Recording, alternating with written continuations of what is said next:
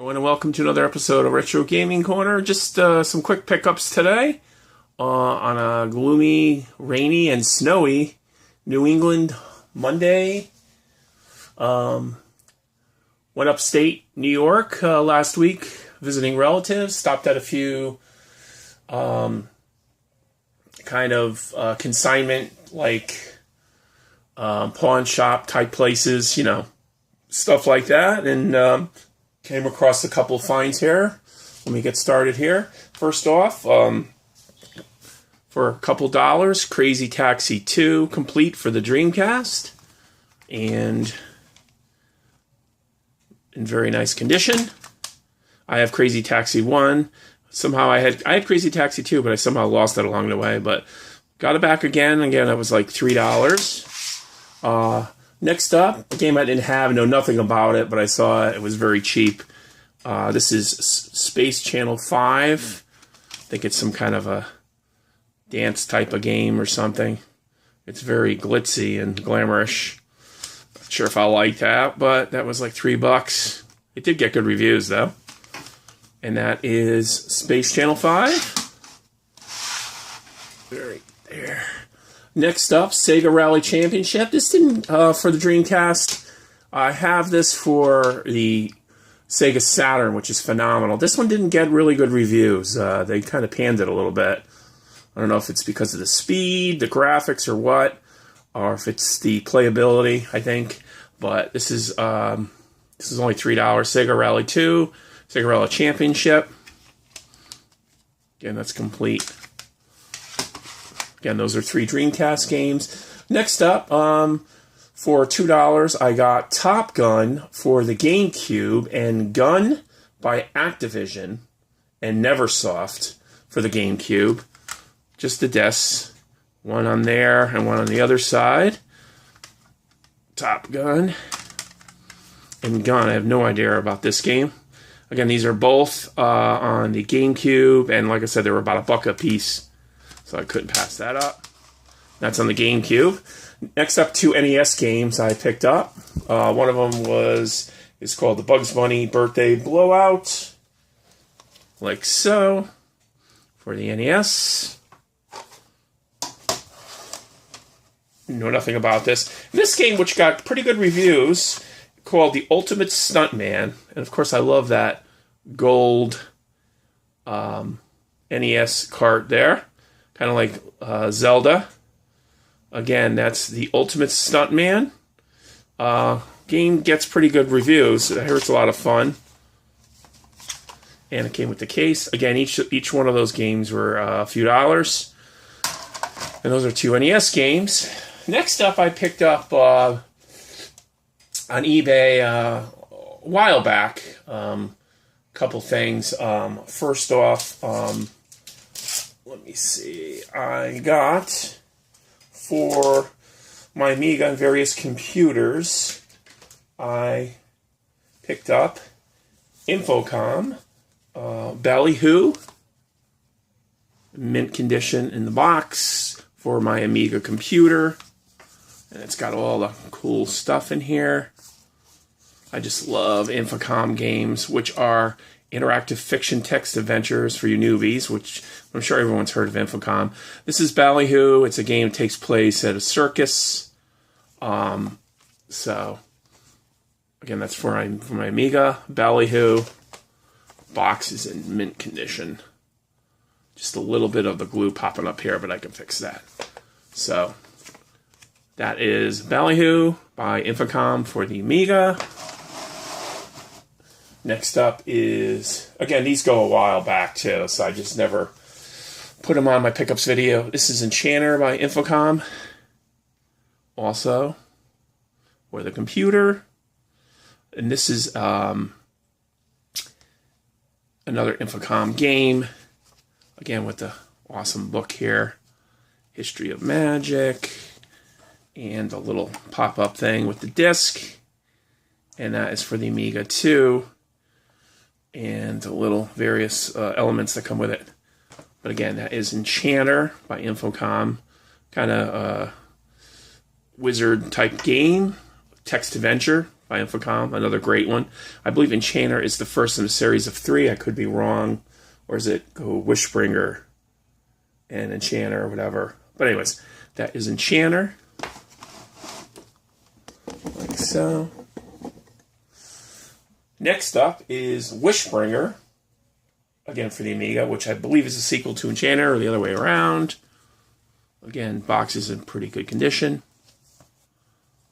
And there's your instructions and the disc, maps and various things, and it even comes with a little label for the front. But these are very well done. And there's your little instruction booklet on how to play the game. Again, these are text adventures by Infocom. That, again, is for the Amiga computer. Wishbringer. Next up is, I have Zork 1. This is Zork 2. The sequel to Zork. Actually, Zork was broken into 3 different parts. They made it Zork 1, Zork 2, and Zork 3 because it was just so big on the original mainframe and stuff. If you get a chance, look up Get Lamp, an excellent documentary about the history of text adventures, relating back to the original adventure. What was it, Scott Adams, and how it led to Infocom and their company starting up and other, graphic adventures and text adventures and stuff. Get Lamp, I'm sure it's probably out there on YouTube, or you can purchase it from the guy who owns it. I do have it, and it's right here. It's called Get Lamp. Documentary about adventures. Highly recommend it. Really fascinating stuff.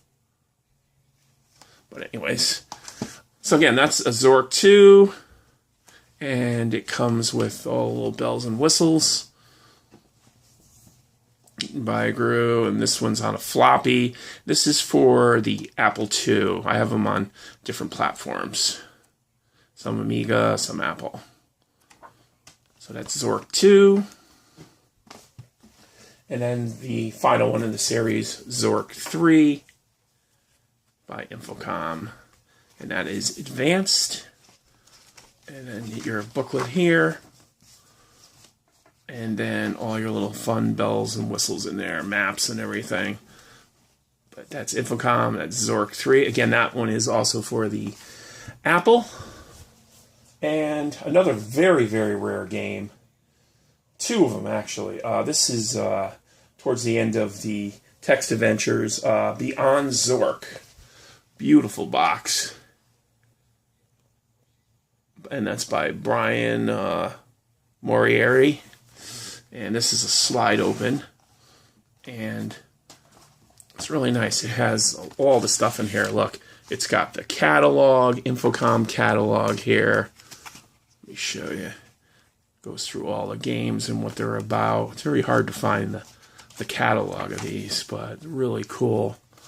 And then in here, really nice book, The Lore and Legends of Quindor or whatever.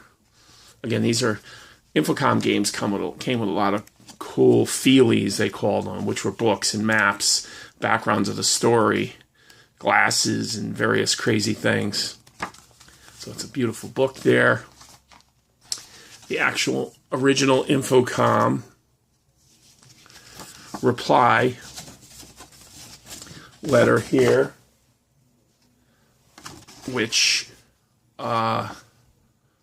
tells you how you can, fill out your warranty card. Again, it's amazing, in mint condition. Tells you about Wishbringer, and also how you can order some hint booklets, which I'll get to in a minute. Again, that was in there. And then Beyond Zork, the instruction manual, beautiful map, and Questbusters, which some kind of a fanzine newspaper that they put out. Not really familiar with that. But that was Beyond Zork. So we just put that in there. And again, that slides back in on the side here. So again, that's Beyond Zork. And last but not least, seen better days, Zork Zero for the Amiga, which the box is pretty beat up. It's actually taped up. And this one was actually when they started adding little graphics and interactive puzzles you can do with it. This was way towards the end. I don't know if this was one of the last ones they made. Very, very rare. And that is Zork Zero for the Amiga. Right there. And last but not least, when you were playing these games, if you got stuck, they had what they called Invisiclues, which were hint booklets for the games that you can use an invisible marker to wipe away the invisible text on there to get clues, step little by little. And this is the Zork 1 Invisiclues. And if you notice, it would ask you how many grooves does it take to screw in a light bulb. Of course, there's some funny ones here. And you would use the highlighter, and you'd go across it, and the text would magically appear with your answer. Now, it wouldn't give you the answer right away. It'd give you a little bit, and then finally at the bottom, it would tell you how to do it. So, if you didn't want to spoil it. But this one is used. You can barely see the text a little bit on there. You know, where do I find a machete? How do I cross the mountains? Blah, blah, blah. But that went through and helped people who were stuck. Now, those were called Invisiclues, and that is Zork 1. I have one for Planetfall, for Ballyhoo, and I also have the marker for Invisiclues, and believe it or not, it is still working. It has not dried out. So, that's the marker. And I have 2 maps in here for Zork 3 and Zork 2. And those are maps that came with the Invisiclues if you so ordered them. So, as you can see, some eclectic variety of stuff. For my Infocom computer collection here with Invisiclues. And as you can see, beyond Zork, Wishbringer, Ballyhoo, Zork 1, 2, and 3, and Enchanter. And my Dreamcast and GameCube games and my 2 NES games, who I got upstate. But I guess that's it. And until next week, thanks for watching. Post, comment, and subscribe. And my next video will be some gameplay footage. I haven't decided yet on what systems, but I will surprise you. And hope everyone is well. And that's basically it. Well, until next week, thanks for watching.